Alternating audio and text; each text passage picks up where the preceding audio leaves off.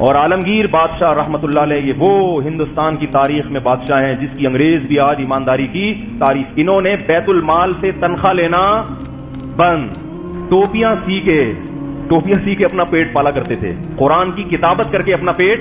ارے اتنا طاقتور بادشاہ جنہوں نے عالمگیر رحمت اللہ علیہ نا وہ گننا شروع کیے خزانے، عاجز آ گئے. اتنا پاورفل بادشاہ، اور گھر کا چولہا کیسے چلتا ہے بولو بھائی.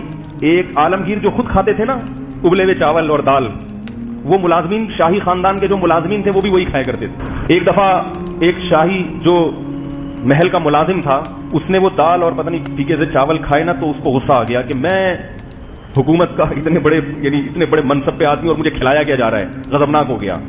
اور عالمگیر رحمت اللہ علیہ کے پاس لے کر آیا وہ کھانا اور احتجاج کیا کہ میں آج کے بعد یہ کھانا، بھائی جو صدر کے ساتھ بیٹھتا ہے اس کو بھی تو کچھ اثرات آنے چاہیے نا، یہ کھانا تو بادشاہ کے ملازمین کا تھوڑی ہے.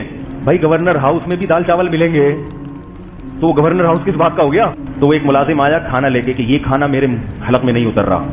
تو انہوں نے کہا اچھا ایسا کرو، یہ کھانا لے کے ہندوستان کی عوام کے پاس جاؤ، پبلک کے پاس، اور بولو یہ ایک نوالا اس میں سے کھایا اور کہا کہ یہ عالمگیر کا بچا ہوا کھانا ہے، اور پھر اس کی بولی لگاؤ.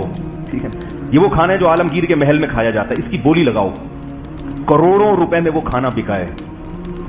اس نے کہا میں یہ سوکھا کھانا کھا کے لوگوں کے دلوں پہ حکومت کر رہا ہوں.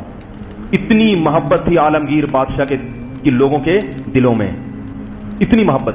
اور عالمگیر بادشاہ نے، عالمگیر رحمت اللہ علیہ نے پھر ہندوستان کے قانون کو دوبارہ سے نئے سرے سے مرتب کیا، اسلامی قانون نافذ کیا. کیسے؟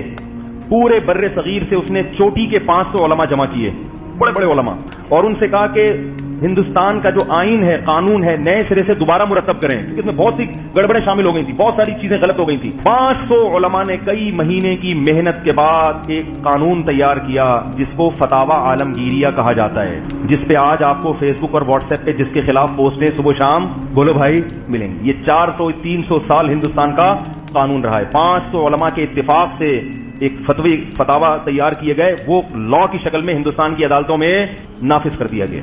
آج بھی مدارس میں فتاوی عالمگیریہ پڑھایا جاتا ہے اس کے، کیونکہ وہ قرآن و سنت کے مطابق، اور چونکہ صدیوں سے فقہ حنفی رائج تھا لہذا اس میں اصل کس کو بنایا گیا؟ فقہ حنفی کو. پورے بر صغیر میں انہوں نے نافذ کر دیا اور فرقواریت اور اختلافات ختم. شیعوں کو اجازت دی کہ آپ امام بارگاہ میں جا سکتے ہو، جس کا جو مذہب ہے اس کو کوئی زبردستی نہیں ہے، لیکن لا کیا ہوگا؟ لا تو ایک ہی ہوتا ہے نا.